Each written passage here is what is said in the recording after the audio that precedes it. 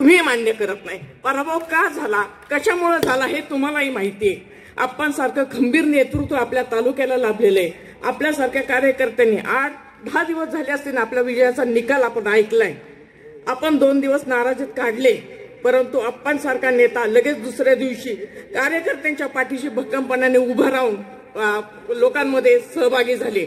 म्हणून आपल्याला जर आपणच्या पाठीशी खंबीरपणे उभं राहायचं असेल तर आपल्याला इथून पुढच्या होणाऱ्या निवडणुका, ग्रामपंचायत असेल, जिल्हा परिषद, दौंड नगरपालिका असतील, त्यासाठी आपण खंबीरपणे पाठीशी उभं राहून त्यांना फार मोठी मोलाची साथ दिली पाहिजे।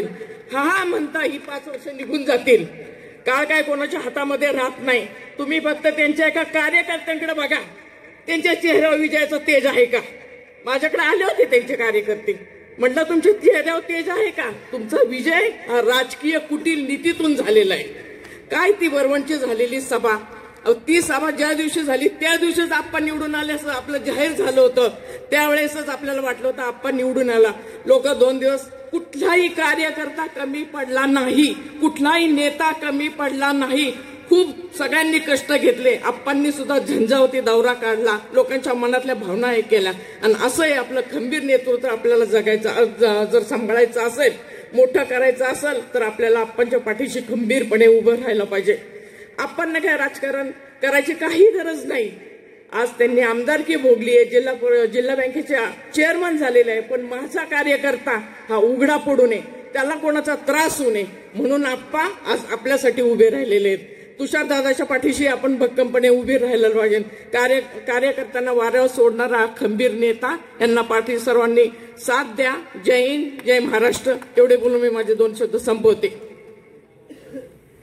गोष्टी खोट्या करायच्या, राऊतली 50 नावं इकडं टाकडीत लावायची, टाकडीतली 40 नावं इकडं देवकरवाडीला लावायची, देवकरवाडीची 40 नावं इकडं यवतला लावायची, यवतची 40 नावं इकडं वाळकीला लावायची। बोगस आधार कार्ड, बोगस मतदार ओळखपत्र। अधिकाऱ्यांनी म्हणायचं आधार कार्ड आहे, लोकशाहीचा हक्क आपल्याला हिसकावता येणार नाही आणि आपल्याला त्यांना मतदान करून द्यावं लागेल।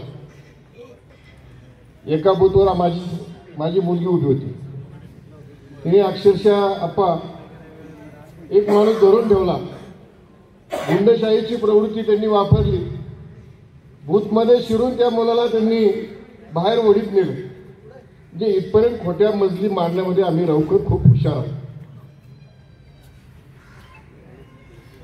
आपला पराजय झाला, त्याची कारणं आपण शोधली पाहिजेत, परंतु त्याची कारणं शोधण्यामध्ये आपण कमी पडतो। मागच्या वेळेस सुद्धा मी असंच बोललो होतो की कुठली गोष्ट करताना त्याचं प्लॅनिंग पूर्ण झालं पाहिजे। विरोधी गटाने मतदार याद्यावरती 3.5 वर्ष काम केलं। 3.5 वर्ष काम करणं म्हणजे काही थोडा कालावधी नाहीये, खूप मोठा वेळ त्यांनी त्याच्यावरती खर्च केला आणि ऐन वेळेस शेवटच्या 4-5 दिवसामध्ये 6,500 मतं लावली आणि त्याचा फायदा त्यांना या विजयामध्ये झाला। याच्यामध्ये कुणी कमी पडलं असं आपण म्हणणार नाही, कारण सगळ्यांनी रात्रीचा दिवस केला, रात्रंदिवस काम केलं, त्याशिवाय एवढी मतं आपल्याला मिळू शकत नाही। दुसरा अतिशय महत्वाचा मुद्दा, अपयशाचं कारण आपण शोधलं तर राज्यभराचा विचार केला, अशी अनेक कारणं आहेत। आपलं जे नियोजन आहे, तुम्ही सगळे हिडीव काढा, निवडणुकीच्या काळाबदले सकाराम बापू राहूमध्ये राहतो, सकाराम बापूचा हिडीव हा देवळगाव राजाच्या याच्यामध्ये असतो। सकाराम बापूचं गाव मायनस आहे, पण तरी सुद्धा सकाराम बापू कुठल्या सभेला असतो? देवळगाव राजे सभेला असतो। कसं नियोजन होणार? एकतर वेळ आपल्याकडे कमी असतो, त्या कालावधीमध्ये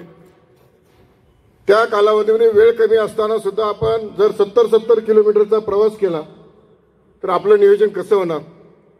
ही अशी छोटी छोटी अनेक कारणे आहेत, ती आपल्या अपयशाला आपण खरं तर जबाबदार आहोत।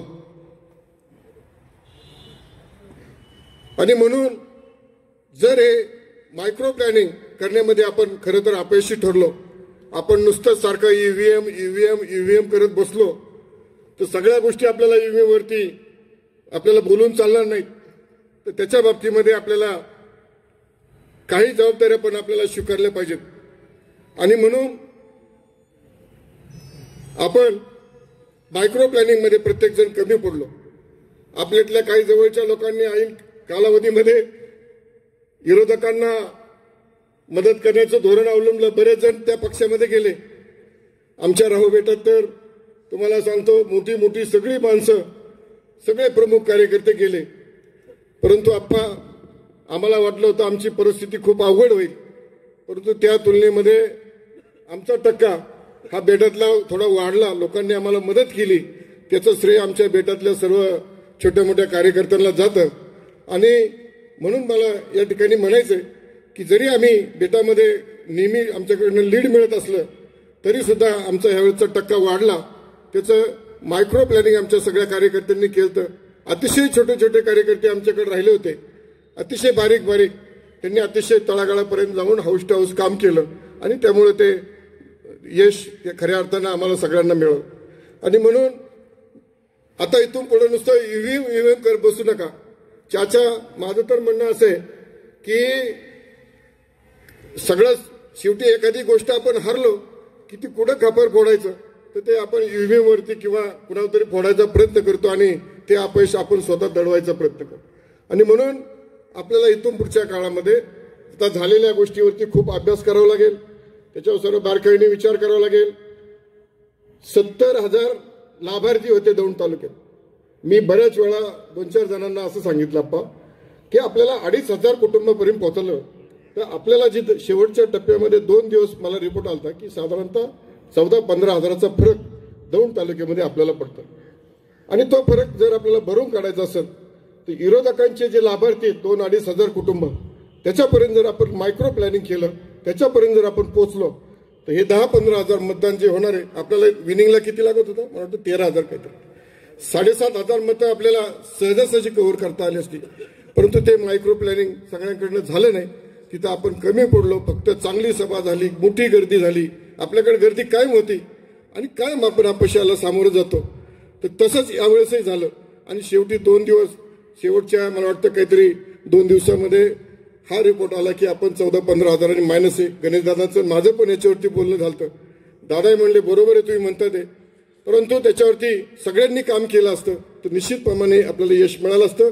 आणि म्हणून हे जे अपयश आपल्याला आलंय त्याला आपण ईव्हीएम किंवा बाकीच्या काही गोष्टी मनामध्ये न ठेवता इथून पुढचं आपण कुठं कमी पडलो ही गोष्ट आपण मनामध्ये ठेवून इथून पुढच्या काळामध्ये कामाला लागलं पाहिजे. एवढं बोलून या ठिकाणी थांबतो. व्यक्त करतील. त्यानंतर गणेशदादा थोरात.